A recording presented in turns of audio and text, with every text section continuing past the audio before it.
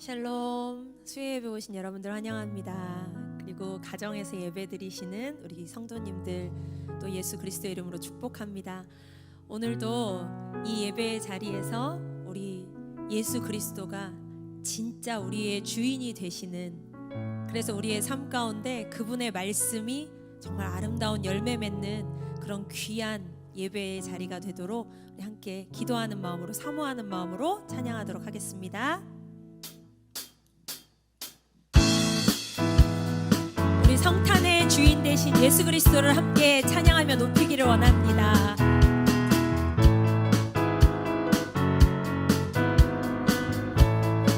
천사 찬송하기를. 천사 찬송하기를 거룩하신 구주께 영광 돌려보내세.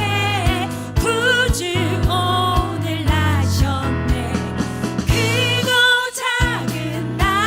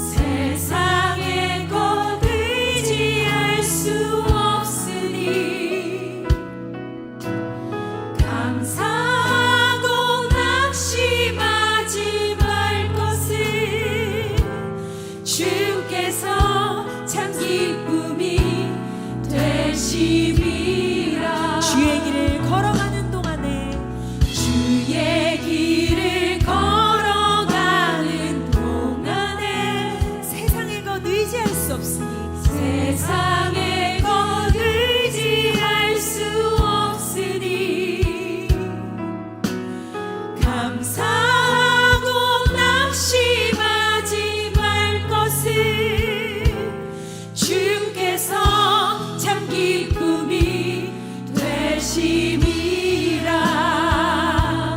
하나님의 꿈이 나의 비전이 되고 예수님의 성품이 나의 인격이 되고 성령님의 권능이 나의 능력이 되길 원하고 바라고 기도합니다. 하나님의 꿈이 나의 비전이 되고 예수님의 성품이 나의 인격이 되고 성령님의 권능이 나의 능력이 되길 원하고 바라고. 이것이 우리의 기도이길 원합니다. 하나님의 꿈이 나의 비전이 되고 예수님의 성품이 나의 인격이 되고 성령님의 권능이 나의 능력이 되길 원하고 바라고 기도합니다. 하나님의 꿈이 나의 비전이 되고 예수님의 성품이 나의 인격이 되고 성령님의 권능이 나의 능력이 되길 원하고 바라고 기도합니다. 그렇습니다. 우리 이 시간 함께 기도할 것은 주님, 오늘 말씀 가운데 예배 가운데 우리 하나님의 꿈이 나의 비전이 되고 그리고 예수님의 성품이 나의 인격이 되고 성령님의 권능이 나의 능력이 되어서 우리가 서 있는 곳이 하나님의 나라가 되기를 원합니다. 연약한 우리 마음 가운데 주님께서 생명의 씨앗을 뿌려주셨는데 그것이 겨자씨와 같이 작지만 나중에 많은 새들을 깃들일 그런 큰 나무가 되는 우리가 되기를 원합니다. 그래서 우리가 서 있는 자리가 하나님의 나라가 되고 우리의 하는 모든 행동 가운데 하나님의 사랑이 심겨져서 많은 자들에게 그 하나님이 선포되고 그 하나님의 나라가 확장되는 일들이 일어날 수 있도록 주의 성령을 부어 주시옵소서라고 함께 기도하겠습니다. 주님, 그렇습니다. 아버지의 성령을 부어 주시옵소서. 하나님의 꿈이 나의 비전이 되고 예수님의 성품이 나의 인격이 되고 성령님의 권능이 나의 능력이 되길 원하고 바라고 기도합니다. 원하고 바라고 기도합니다. 주님, 그렇습니다. 주님의 은혜를 사모해서 이 시간 주님 앞에 모였습니다. 하나님, 때를 따라 도우시는 그 은혜 가운데 거할 수 있도록 저희를 인도하여 주시옵소서. 저희 있는 모습 그대로 이 시간 주님 앞에 나갑니다. 말씀 가운데, 기도 가운데, 찬양 가운데 하나님을 아는 기쁨을 경험하게 도와주시고 또 그 안에서 내가 누구인지 어떻게 살아가는 것이 하나님을 기쁘게 하시는 삶인지 깨닫는 은총을 허락해 주옵소서. 주님을 사모해서 모인 한 분 한 분 그 마음 가운데 있는 그곳 가운데 함께 해주셔서 우리를 항상 부르시고 또 새롭게 우리를 비춰가시는 하나님의 능력을 경험할 수 있도록 인도해 주시옵소서. 이 시간도 우리 함께 계신 주님을 찬양하며 살아계시는 예수님의 이름으로 기도합니다. 아멘. 할렐루야. 예배를 사모하셔서 모이신 여러분 가운데 여러분의 사모함대로 하나님께서 채워주시는 충만함이 있기를 소망합니다. 우리가 그렇게 사모하고 바라는 것보다 하나님이 더 바라시는 것 같아요. 어떤 것을 바라시냐면 여러분에게 은혜해 주시기를 바라십니다. 하나님의 그 풍성한 사랑을 베풀어 주시기를 원하십니다. 그 주시는 것을 마음껏 누리는 복된 시간 되길 축원합니다. 그런 마음을 담아서 같이 찬양하시겠습니다. 하나님 사랑 변치 않는다. 하나님 사랑 변치 않는다. 하나님 사랑 변치 않는다. 하나님 사랑 변치 않는다. 세상 다 변하고 날 버린다 해도 하나님 사랑 변치 않는다. 가슴에 손을 올리고 자신을 축복할까요? 하나님 내 길 인도하신다. 하나님 내 길 인도하신다. 하나님 내 길 인도하신다. 나의 가는 길 다 주님께 있으니 하나님 내 길 인도하신다. 우리 인도하신 주님을 찬양하시겠습니다. 아멘. 오늘 허락하신 말씀을 봉독하고 설교를 하겠습니다. 마태복음 13장 31절에서 33절까지 같이 먼저 봉독하고 말씀 나누죠. 마태복음 13장 31절에서 33절까지인데요. 짧으니까 그냥 합독해서 같이 한 마음 한 뜻으로 같이 읽도록 하겠습니다. 시작. 또 비유를 들어 이르시되 천국은 마치 사람이 자기 밭에 갖다 심은 겨자씨 하나 같으니 이는 모든 씨보다 작은 것이로되 자란 후에는 풀보다 커서 나무가 되매 공중의 새들이 와서 그 가지에 깃들이느니라. 또 비유로 말씀하시되 천국은 마치 여자가 가루 서말 속에 갖다 넣어 전부 부풀게 한 누룩과 같으니라. 아멘.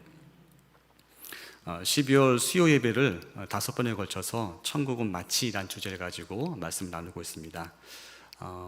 시리즈 제목과 같이 하나님의 나라가 무엇인지를 예수님이 가르쳐주신 비유를 통해서 하나씩 나누고 있죠. 중요한 주제이기 때문에 매 시간마다 앞부분은 복습을 계속 할 것입니다.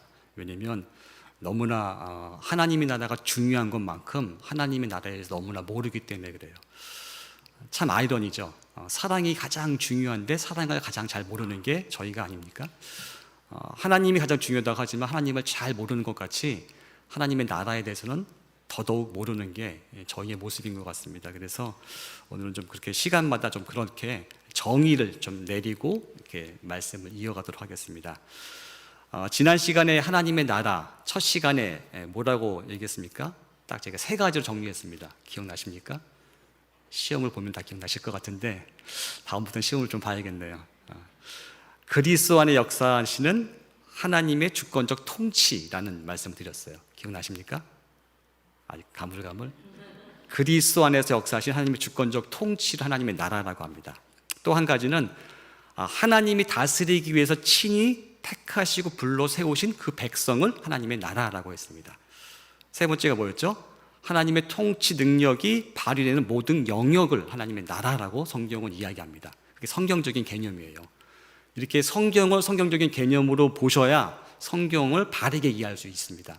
그냥 내가 알고 있는 천국, 내가 알고 하는 나라로 성경을 본다면 왜곡할 수 있고 잘못하면 이단이 될 수도 있습니다. 그래서 조금 그런 정의는 좀 명확하게 알고 가시는 게 필요합니다. 그래서 이런 하나님의 나라를 우리가 경험하기 위해서 첫 시간에 뭘 얘기했죠? 뭐가 중요하다고요? 우리 마음의 상태가 중요하다고요. 우리 마음 밭이라고 표현 성경 그대로 옮기면 좋은 땅에 뿌려진 씨와 같은 마음의 상태가 하나님 나라 말씀을 깨달을 수 있기 때문에 그런 마음의 상태가 중요하다고 했습니다. 그래서 뭐 길가에 뿌려진 씨와 같은 마음, 그래서 완악했기 때문에 그 말씀을 깨닫지 못하는 그런 경우도 있고, 혹은 돌밭에 뿌려진 씨와 같은 마음이 있어서 싹은 나지만 말씀 때문에 시험이 오면은 말씀을 버리는, 열매 맺지 못하는 그런 마음도 있고, 가시떨기에 뿌려진 씨와 같은 마음, 그래서 세상의 염려, 무엇을 먹을까, 무엇을 입을까, 혹은 재물의 유혹, 제가 그 부의 속임이라고 표현했죠. 그 유혹 때문에 말씀이 막혀서 열매 맺지 못하게 하는 그런 마음이 있다고 했습니다. 저희가 추구해야 될 마음은 좋은 땅에 뿌려진 씨와 같은 마음을 가져야지 하나님 말씀을 깨닫고 열매가 있다고 했죠. 30배, 60배, 100배 열매를. 기억나시죠? 첫 시간이 그 얘기였고, 두 번째 시간은 뭐였습니까? 지난 시간에 첫 번째 시간이 우리 내면에 대한 얘기였다고 한다면, 두 번째 시간은 우리가 살아가는 사회를 얘기했습니다. 그 사회는 반드시 뭐가 있다고요? 가라지가 있다고요. 가라지가 뭐라고요? 악한 자의 아들들이 있다고. 그래서 그들을 보고 너무 상심할 필요 없다고. 언젠가 하나님이 심판하실 것이기 때문에, 그래서 우리는 예수님을 닮아가는 그 십자가의 길을 계속 걸어가는 것이 자녀된 자의 특권이라고 말씀을 드렸죠. 끄떡끄떡.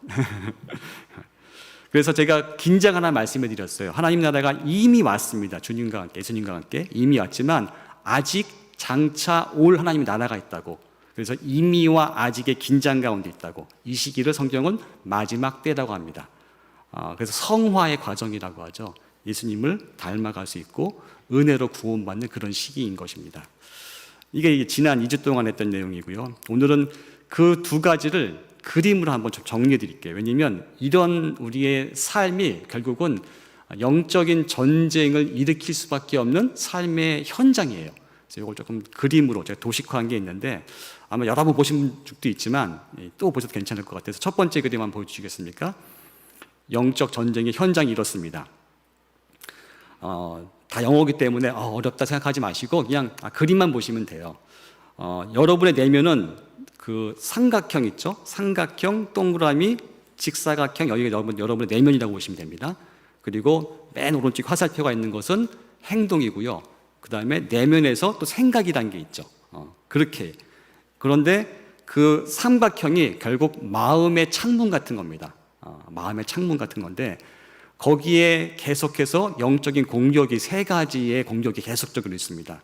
첫 번째가 뭐냐면 육체의 소욕, sinful nature, 죄의 본성이, 우리 안에 내재는 죄의 본성이 우리를 계속해서 공격합니다.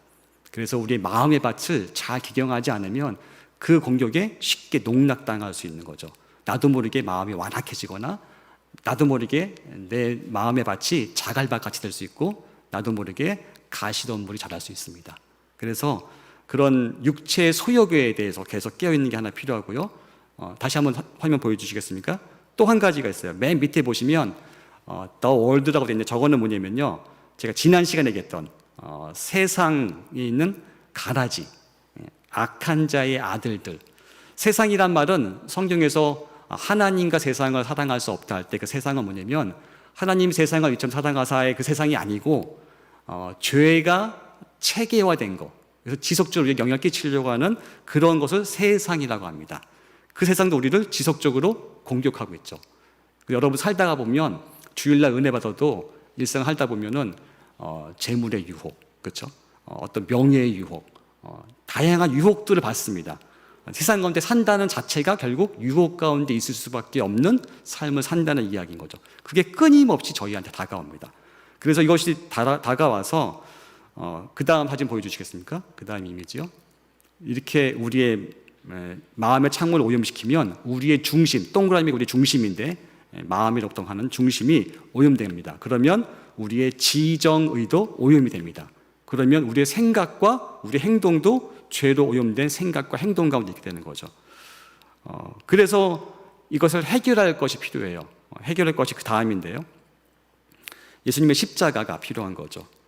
예수 그리스도의 공로로 그 육체의 소욕, 그 다음에 세상으로부터의 공격을 막을 수 있습니다.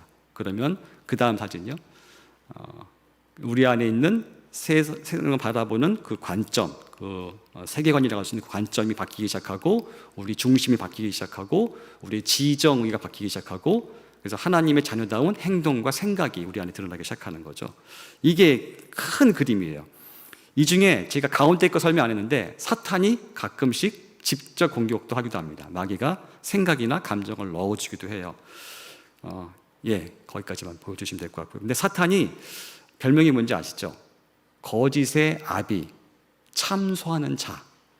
그러니까 사탄은 주로 거기에 있어요. 그래서 오늘 말씀 어떻게 보면 이 사탄의 공격에 대해서 어떻게 우리가 반응하고 살아갈 것인지에 대한 어떤 영적 원리를 좀 배울 수 있는 그런 말씀입니다. 되게 심플하지만 쉽지 않은, 그러나 쉬운, 이런 좀 이렇게 오묘한 말씀이 오늘 말씀입니다. 오늘 마태복음 13장 31절부터 33절 보면요, 두 가지 비유가 나옵니다. 먼저 31절, 32절만 다시 한번 읽어보겠습니다. 31절, 32절 같이 읽겠습니다. 시작. 또 비유를 들어 이르시되 천국은 마치 사람이 자기 밭에 갖다 심은 겨자씨 하나 같으니 이는 모든 씨보다 작은 것이로되 자란 후에는 풀보다 커서 나무가 되매 공중의 새들이 와서 그 가지에 깃들이니라. 아멘. 여기 보시면 첫 번째 비유는요, 겨자씨가 나와요. 겨자씨. 천국은 마치 사람이 자기 밭에 갖다 심은 겨자씨 한 알 같으니. 겨자씨 한 알이라고 굳이 표현했어요. 겨자씨 보신 적 없으시죠? 겨자씨 한 알. 보시면 이게 어떤 의미 조금 다가오실 수 있어요. 제가 사진 하나 준비했거든요. 첫 번째 사진 하나 보여주시겠습니까? 겨자씨.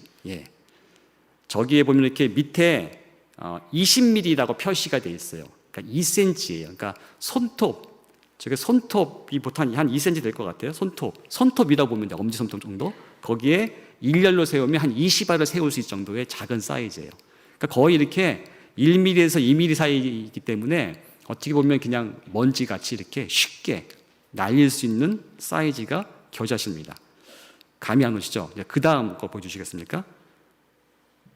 손가락 위에 올려놨어요. 보이십니까? 겨자씨가? 그 다음 사진 보여주세요. 이렇게 표시해보면 저 동그란 거 보이시죠? 거기 속에 있는 저게 조금 큰 겨자씨입니다. 1mm에서 2mm가 저건 한 2mm쯤 될 것 같아요. 이게 겨자씨입니다. 됐습니다. 저렇게 작은 겨자씨 하나를 큰 밭에 심었어요. 티가 날까요? 안 날까요? 심었는지 안 심었는지 모를 것 같아요. 흙인지 먼지인지 구별도 안 되는 게 겨자씨입니다. 그래서 오늘 본문 32절에는요, 모든 씨보다 작은 것이라고 표현합니다. 그러니까 씨 중에 가장 작은 씨, 가장 보잘것없고 하찮아 보이는 그 씨가 겨자씨라는 거죠. 정말 작은 씨앗입니다. 그런데 성경은 그 겨자씨 한 알이고 또 하나님 나라 같다고 말씀하고 있습니다. 무슨 얘기입니까? 하나님 나라는 세상에서 볼 때 하찮아 보이고 보잘것없어 보이고 매력적이지 않게 보이고 약해 보인다는 겁니다. 모든 씨보다 작아 보이니까 하나님 나라가 그렇게 작게 보이는 거야. 이게 세상에서 가리킨 하나님의 나라의 이미지라는 거죠. 그런데 이렇게 하나님 나라를 무시하는데 어떻게 보면 세상은 무시 정도도 아니에요. 워낙 눈에 띄지 않으니까 그냥 무심코 그냥 지나가 버립니다. 무심코 지나가 버립니다. 그래서 하나님 나라를 추구하려는 우리 제자들의 태도는 구하게 되고 찾게 되고 두드리는 자만 하나님 나라를 볼 수 있는 원리가 그래서 그렇습니다. 너무나 작기 때문에, 너무나 하찮고 사소해 보이기 때문에 구하는 자가 얻게 되고요, 찾는 자가 찾게 되고 두드리는 자에게 열리게 되는 게 하나님의 나라의 원리일 수 있습니다. 근데 이 작은 씨앗이 땅에 심겨지면 어떻게 된다고요? 13장 32절 다시 한번 읽어보겠습니다. 13장 32절만 같이 읽겠습니다. 시작.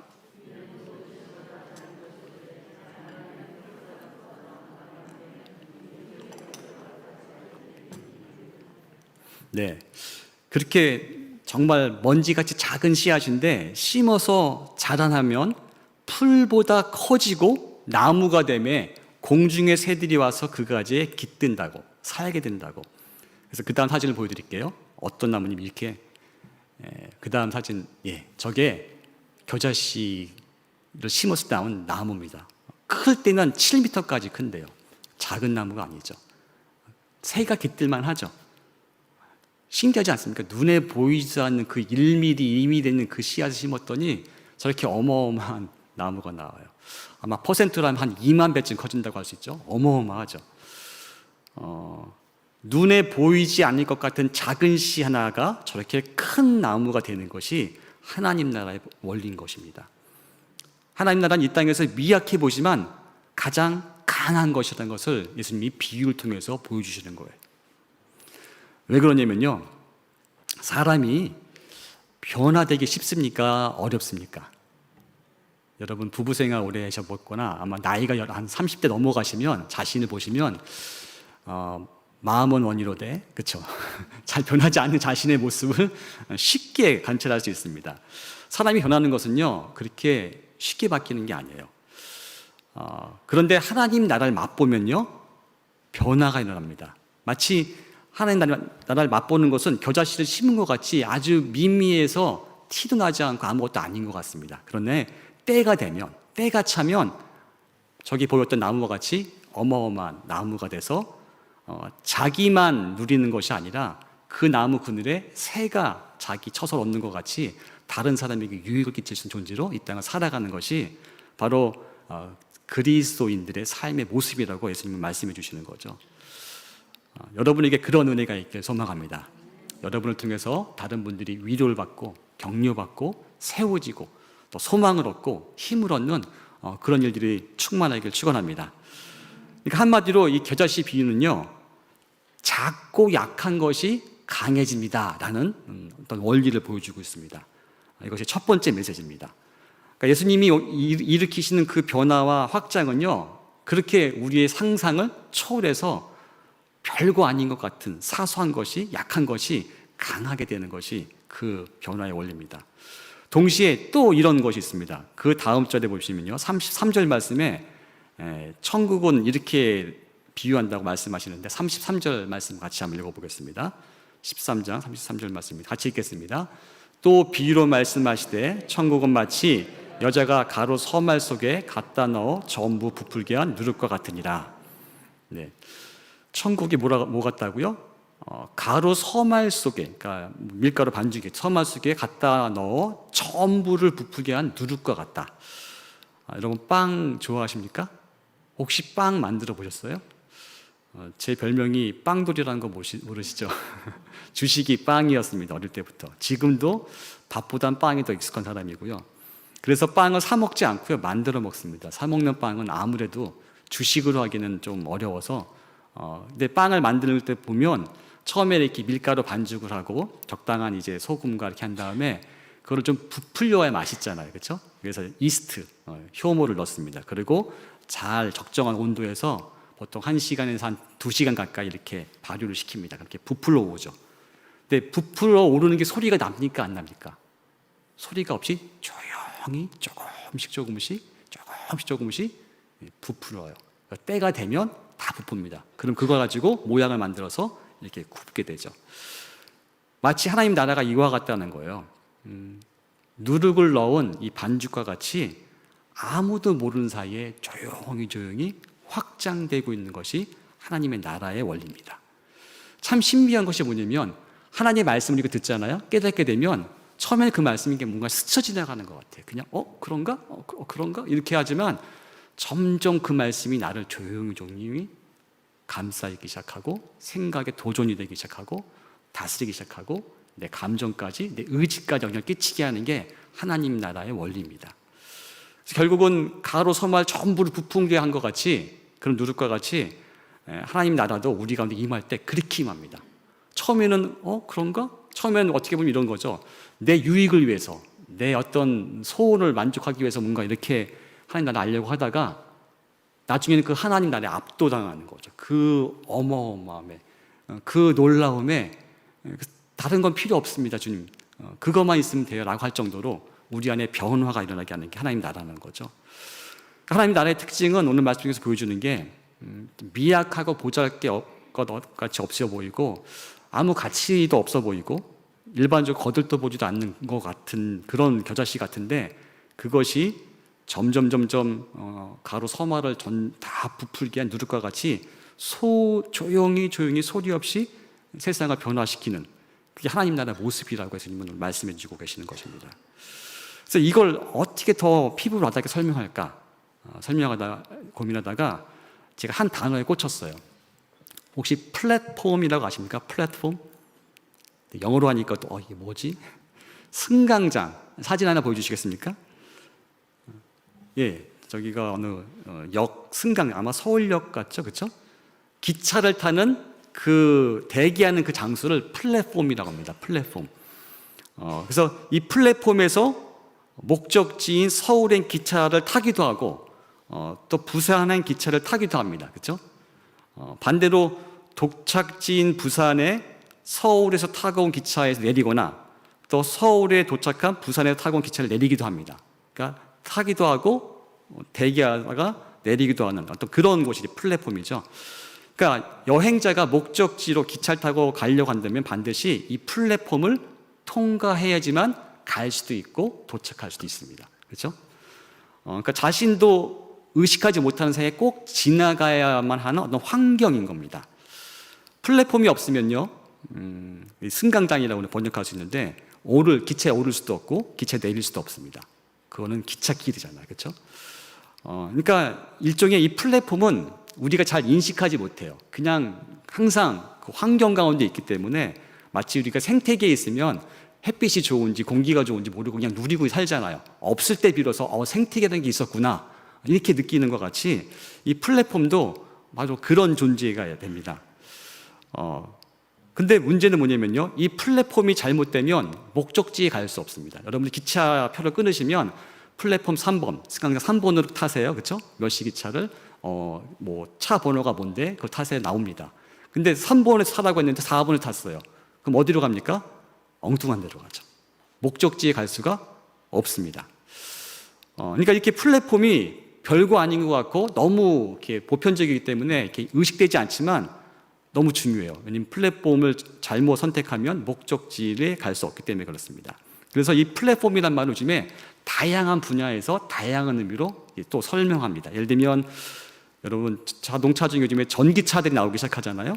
그럼 전기차를 만들 때는 기존의 내연기관이 아니라 새로운 형태를 만들어야 돼요. 예를 들면 구동을 할 수 있는 에너지를 바퀴를 돌릴 수 있고 변화시킬 수 있는 그 구동, 파워트레인이라고 하는데 그런 부분과 또 차체 모양하고 기본적인 그 충격을 완화할 수 있는 서스펜션 이런 걸 이렇게 패키지로 일종의 차의 뼈대, 전기차 뼈대 되는 것을 전기차 플랫폼이라고 합니다. 그래서 앞서가는 회사들은 그 전기차 플랫폼을 잘 만들어서 자기네 것들로 표준화하려고 노력을 많이 하죠. 왜냐하면 그걸 먼저 선점해버리면 전기차 시장을 선점할 수 있기 때문에. 비슷하게 컴퓨터도 플랫폼이란 말을 씁니다. 디지털 플랫폼이라고 하는데 이렇게 말씀드리면 복잡하실 것 같아서 여러분 카카오톡 쓰시죠? 카카오톡이 처음 출발할 때는 문자 메시지 정도였어요. 그렇죠? 공짜로 쓰는 문자 메시지 그런 정도였어요. 문자 메시지는 한 건당 얼마씩인데 카카오톡은 그런 거 없이 썼기 때문에 대중화됐죠. 근데 요즘엔요, 카카오톡으로요 물건도 살 수 있고요, 선물도 할 수 있고, 그리고 집으로 음식을 배달시킬 수도 있고요, 그리고 뭐 할 수 있습니까? 요즘 같은 경우는 음식점 들어갈 때 QR코드 생성해가지고 방역 패스도 카카오톡으로 할 수 있습니다. 일종의 디지털 플랫폼이 된 겁니다. 그러니까 우리 삶에 익숙해졌어요. 그게 없으면 어떻게 됩니까? 제가 월요일 날 이제 우리 아내랑 또 딸하고 이제 식사하러 어디 갔는데 이 방역 패스를 안 하면 식사할 수 없다고 하더라고요. 그래서 카카오톡을 열어서 하는데 계속 안 되는 거예요. 신문에 나왔죠. 서버가 폭주해가지고 다 안 되는 거예요. 그러니까 막 서로 민감한 거. 저도 힘들고 거기 식당 종업원은 무슨 죄가 있길래 땀 뻘뻘 흘리고 저도 땀 뻘뻘 흘리고 막 서로 이렇게 힘들었던 상황이 있었는데 이미 이 디지털 플랫폼이 우리 삶에 이미 익숙해 있기 때문에 안 될 때 없을 때 불편함을 느끼지 우리 삶에 자연스럽게 녹아 있는 거죠. 이게 플랫폼이라는 겁니다. 그런데 신앙생활에도 플랫폼이 있다는 걸 제가 알게 됐어요. 오늘 말씀을 묵상하다가 하나님이 일하시는 플랫폼이 있어요. 우리에게 역사하시는 하나님 나라가 임하는 플랫폼이 있어요. 그게 뭘까요? 겨자씨를 통해서 보여주는 플랫폼인데 바로 우리의 연약함입니다. 우리의 연약함. 참 신비해요. 겨자씨는 씨앗 중에 가장 작은 씨앗입니다. 결국 우리의 연약함이라고 할 수 있는 것 같아요. 그런데 그 연약함이 심겨지면 어떻게 돼요? 공중의 새들이 거할 것만큼 큰 나무가 됩니다. 그러니까 가장 작은 것, 가장 연약한 것을 통해서 일하시는 것이 하나님의 플랫폼이더라고요. 그러니까 이 세상과는 정반대죠. 세상에 동물의 왕국 봐보십시오. 주로 힘센 동물이 약한 동물을 잡아먹고 살잖아요. 이상하게 타락한 인간 세상도 보면 비슷해요. 권력 있는 자가 가진 자가 없는 자 거를 뺏어서 누리려고 하는 악한 그런 모습이 보이는데 그게 세상의 플랫폼인데 하나님 나라의 플랫폼은 반대예요. 연약함을 통해서 하나님이 일하시는 플랫폼이에요. 세상의 생태계와는 정반대인 거죠. 신비합니다. 공중권세 잡은 자는요, 우리의 연약함을 계속 공격합니다. 그리고 사탄은 그거 가지고 공격하면서 넘어뜨리려고 하고 있고, 그 다음에 뭐 합니까? 참수해요. 너 봐라. 너 그러고도 그리스도인 맞냐? 너가 제자 맞아? 너가 성도 맞아? 너가 집사 맞아? 너가 권사 맞아? 저한테는 항상 그러잖아. 너 목사 맞아? 이렇게 계속 공격하고 참수합니다. 그러면서 넘어뜨리려고 해요. 그런데 비밀을 하나 말씀해 드리면 이것이 하나님이 일할 수 있는 기회라는 거예요. 사탄이 그렇게 참수할 때마다 그 연약함을 묵상하거나 거기에 좌절할 게 아니라 그때는 하나님께 나아갈 타이밍인 거예요. 아, 내가 죄인이지. 나 연약한 자지. 내가 주님 없이는 한순간도 살 수 없는 존재지. 라고 하나님께 나아갈 기회라는 거예요. 그러니까 어떻게 보면은 사탄도 조금 교묘하지만 결국은 하나님의 도구가 되는 거죠. 이 영적인 원리인 거예요. 그러니까 여러분 안에 그런 정죄감들이 있어요. 없으십니까? 여러분들의 기대가 이래요. 신앙의 기준이 이래요. 근데 그만큼 여러분 사십니까? 못 살잖아요. 그때면 어떤 마음이 듭니까? 정죄감이 들어요. 나는 왜 이렇게 안 되지? 왜 기도도 이것밖에 못하고 말씀도 이것밖에 못 읽고 교회 봉사도 이것밖에 못하고 나는 이렇게 핑계대면서 바쁘다고 하면서 이렇게 말씀에 순종 못하지? 라는 마음이 들 때 그 마음은 어떻게 보면은 여러분에게 오는 거고 그 오는 것에 대한 반응은 여러분이 선택할 수 있습니다. 어떻게 선택하라고요? 주님, 저를 불쌍히 여겨 주옵소서. 제 힘으로는 이것을 이겨나갈 힘이 없는 존재입니다. 주님 아시지 않습니까? 라고 주의 도우심을 구하는 게 이게 하늘나라 플랫폼이에요. 이게 신앙생활하는 플랫폼입니다. 사도 바울은 그래서 성경을 잘 보십시오. 부득불 자랑한다고 하면서 뭘 자랑합니까? 사도 바울이 자기 연약함만 자랑해요. 자기 실패담만 얘기해요. 고린도후서 12장 8절, 9절, 10절 한번 읽어드리겠습니다. 고린도후서 12장 8절, 9절, 10절만 제가 읽어드리겠습니다. 이것이 내게서 떠나게 하기 위하여 내가 3번 주께 간구하였더니 9절에 이렇게 얘기합니다. 나에게 이르시기를 내 은혜가 내게 족하다. 이는 내 능력이 약한 데서 온전하여짐이라 하신지라. 그러므로 도리어 크게 기뻐함으로 나의 연약한 것들에 대하여 자랑하리니 이는 그리스도 능력이 내게 머물게 하려 함이니라. 10절 말씀이요. 그러므로 내가 그리스도를 위하여 약한 것들과 능력과 궁핍과 박해와 곤고를 기뻐하노니 이는 내가 약한 그때의 강함이라. 할렐루야. 여러분에게 약함이 다가올 때마다 그 참수의 소리가 올 때마다 여러분 정죄한 소리가 들 때마다 거기에 그냥 반응하는 게 아니라 하나님께 반응하는 기회가 되기를 축원합니다. 사도 바울이 가르쳐준 영적 전쟁의 원리예요. 왜냐하면 하나님의 약함이 사람의 강함보다 강하다고 사도 바울은 고백하고 있고요. 우리가 약한 것으로 심지만 강한 것으로 살아난 존재라고 고백하고 있고요. 그리고 고린도후서 13장 4절에서는요 이렇게 얘기합니다. 고린도후서 13장 4절 말씀을 세 번역으로 한번 같이 읽어보겠습니다. 시작. 그분은 약하셔서 십자가에 못 박혀 죽으셨지만 하나님의 능력으로 살아계십니다. 우리도 그분 안에서 약합니다마는 하나님의 능력으로 그분과 함께 살아나서 여러분을 대할 것입니다. 이게 영적 원리예요. 예수님이 걸어가신 영적 원리이기도 해요. 약하셔서 십자가에 못 박혀 죽으셨지만 하나님의 능력으로 살아났다고. 여러분에게 좀 요 하나님의 능력 가운데 거하는 약함의 플랫폼 가운데 거하는 은혜가 있기를 축원합니다. 하나님의 능력은요, 하나님의 통치, 하나님의 나라는 약할 때, 내 능력이 약할 때 우리 안에 온전하게 임한다고 성경은 이야기하고 있습니다. 그리스도의 능력이 우리 안에 온전하게 머물게 할 수 있는 유일한 길이 뭐라고요? 우리의 연약함입니다. 그 연약함을 인정하고 하나님께 그것을 드리는 거죠. 그러면 하나님이 하나님의 일을 하나님 크기만큼 하십니다. 할렐루야. 그런 은혜가 여러분과 있기를 축원합니다. 결국 우리에게 중요한 건 이거 같아요. 우리의 약함을 깨닫는 거, 이게 중요한 것 같고, 그리고 그 깨달을 때 보통 참소랑 같이 오거든요. 참수에 휘둘리는 게 아니라 그 약함을 그대로 가지고 주님 앞에 나가는 거. 이것이 바로 약함의 플랫폼을 가지고 하나님 나라를 경험하는 그리스도의 삶이 아닐까라는 생각이 듭니다. 우리의 삶 속에 날마다 하나님께서 임하십니다. 하나님 나라를 이 땅 가운데서 누리게 하시려고. 근데 그걸 누가 누린다고요? 약함을 깨닫고 그 약함을 가지고 주 앞에 나가게 되면 누릴 수 있습니다.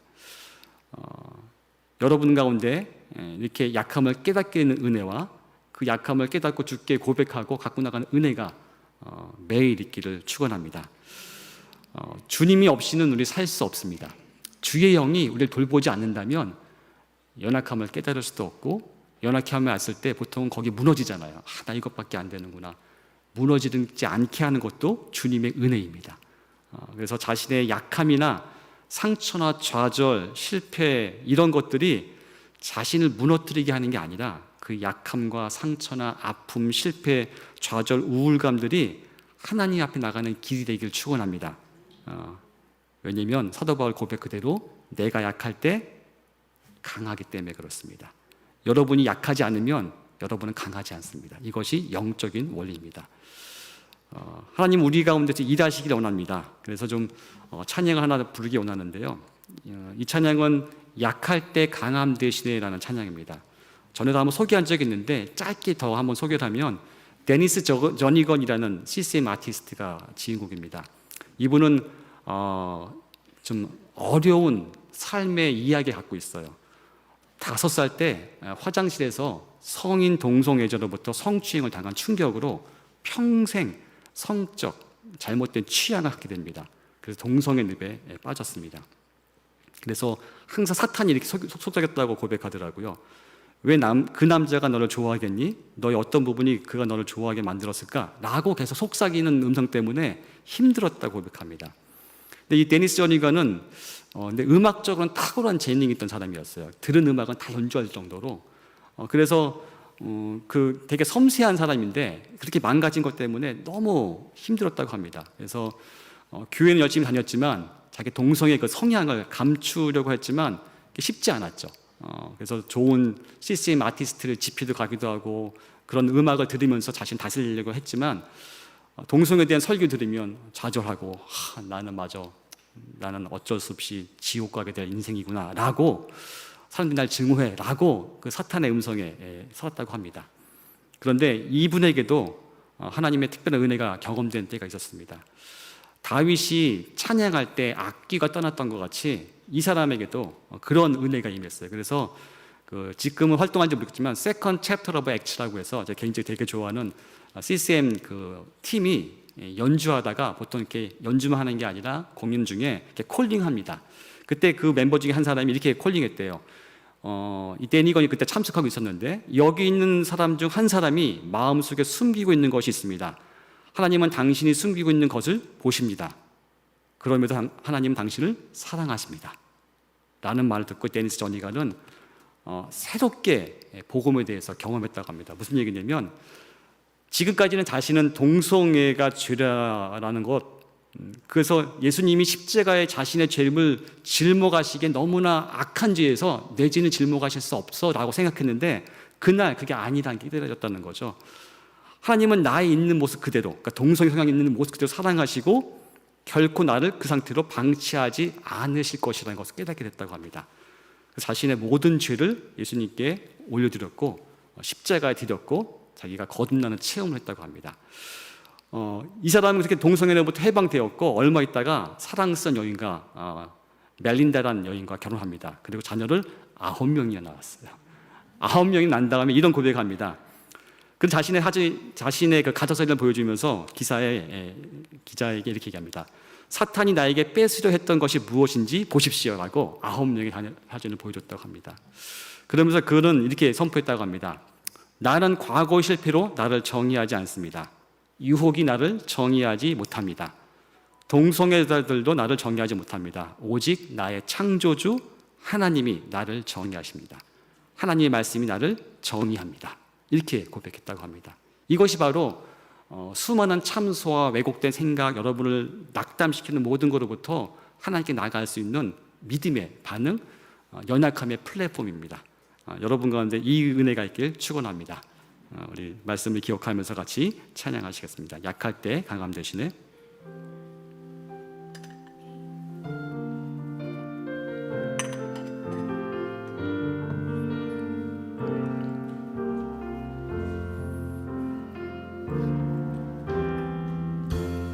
약할 때 강함 되시네. 나의 보배가 되신 주 나의 모든 것.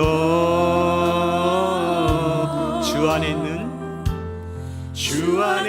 있는 보물을 나는 포기할 수 없네.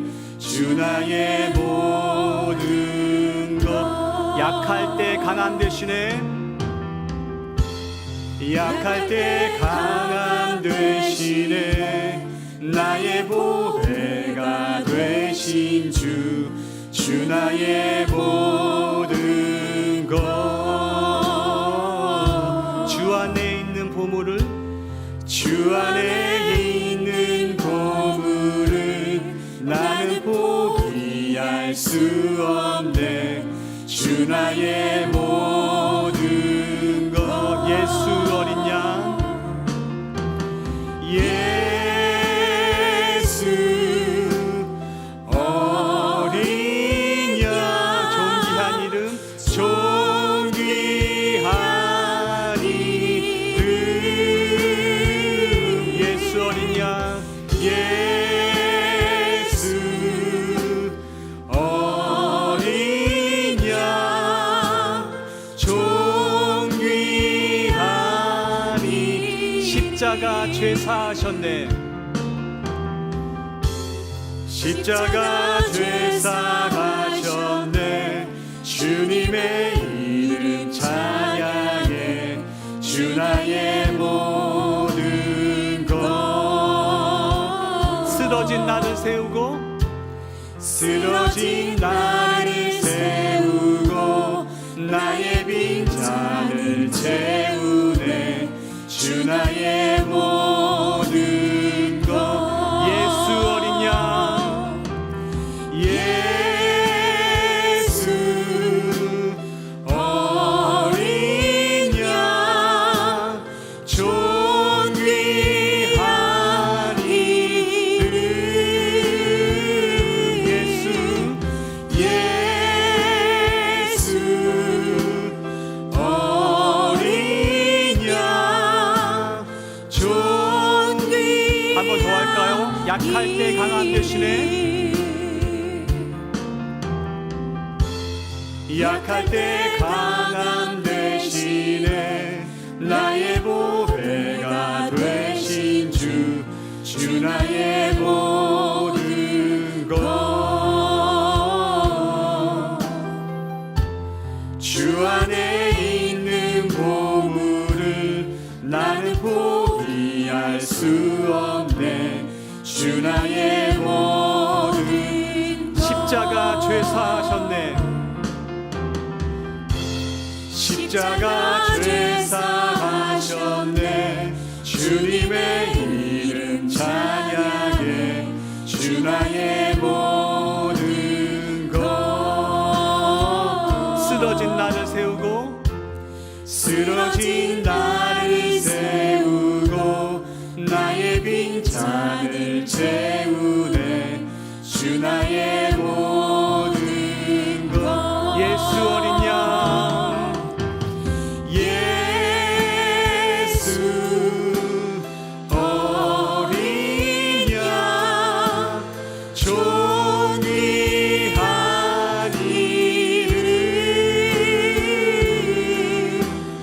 예수 어린 양, 존귀.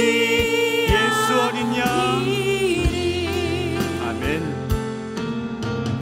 예수 어린 양, 존귀한 이름. 예수 어린 양, 예수 어린 양, 존귀한 이름. 오늘 말씀을 기억하면서 기도하기 원하는데요, 한 가지만 기도했으면 좋겠습니다. 여러분을 넘어뜨리게 하는 게 뭡니까? 여러분의 상황입니까? 여러분의 감정입니까? 여러분의 생각입니까?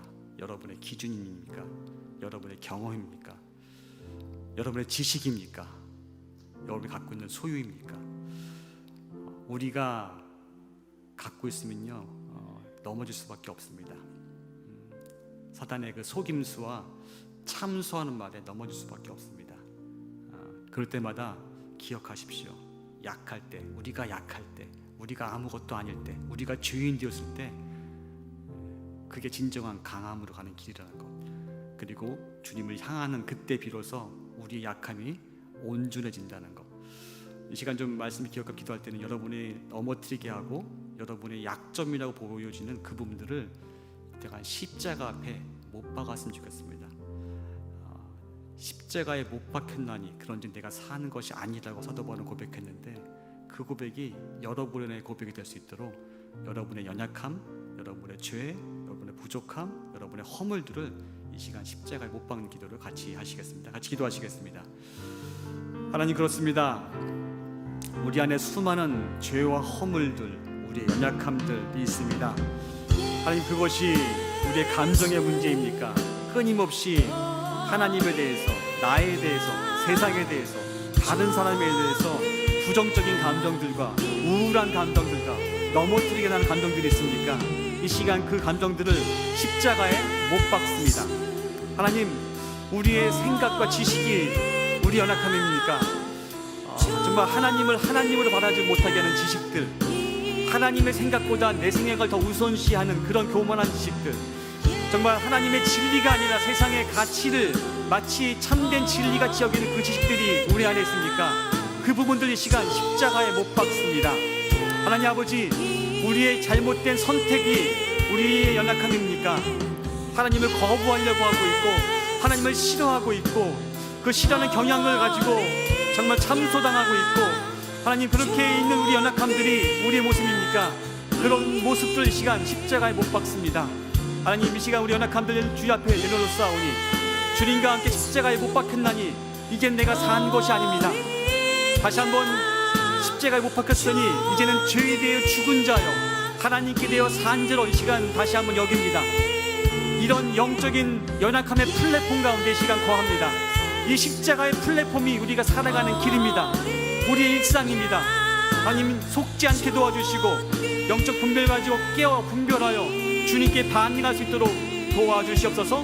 이곳에 있는 또 이 예배 참석하는 한 분 한 분 가운데 이 시간 찾아가 주셔서, 사랑하는 나의 아들아, 사랑하는 내 딸아, 내가 너를 위해 죽었다.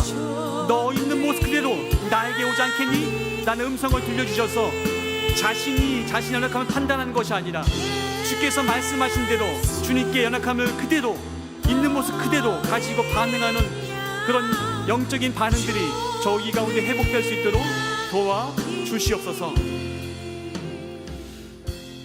하나님 감사합니다.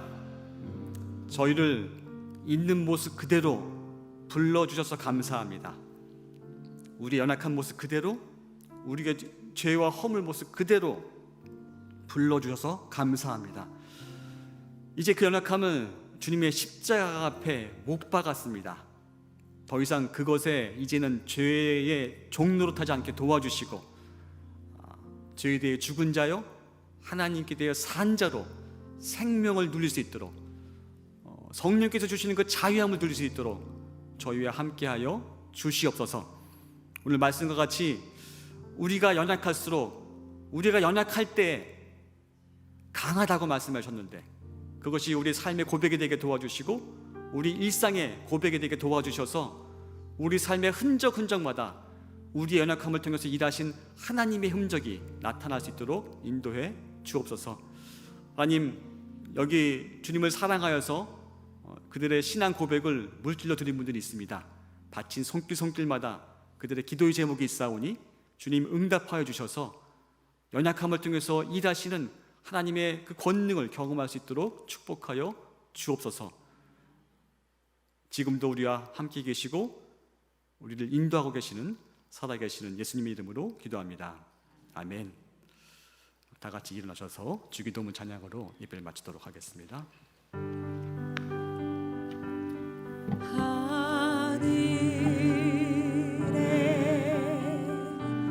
계신 아버지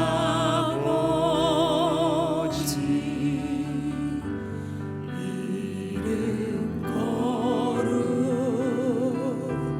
거룩하사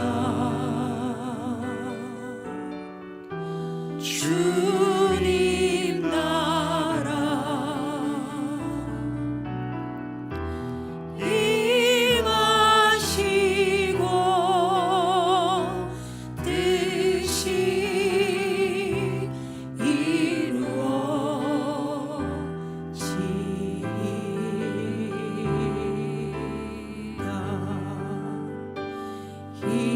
일용할 양식 주시고 우리들의 큰 죄 다 용서하옵시고 또 시험에 들게 마시고 악에서 구원하소서.